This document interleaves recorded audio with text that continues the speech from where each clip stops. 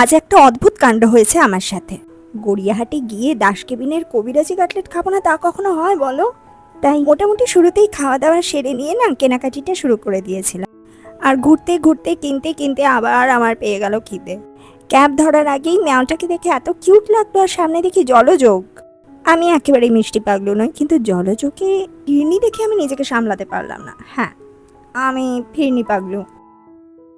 অসাধারণ ফিরনিটা খাওয়ার পর অর্ডার করে ফেললাম আবার আম সন্দেশ। উফ, যা খেতে না! এরপর ঘাড় ঘুরিয়ে সাবেকি ডেকোরেশন দেখতে দেখতে অর্ডার করে ফেললাম আবার রসমালাই। সেদিন যে আমার কি হলো, ঘাড় ঘুরিয়ে যত মিষ্টি দেখছি আমার ততই খেতে ইচ্ছে করছে। বাট না, এবার চোখ গেছে ধোকলায়। বলেছিলাম একটা বড় সড়ো লঙ্কা দিতে, আর মজ করে সেটা খেলাম। আহ, ঝাল ঝাল, আর তার সাথে মাটির ভাঁড়ে ধোঁয়া ওঠা দুধ চা। গরমে ঝালে হাপুস করছি দেখে কিনা জানি না, জলযোগের তরফ থেকে আমি পেলাম এই কমপ্লিমেন্টারি পান্তুয়াটা।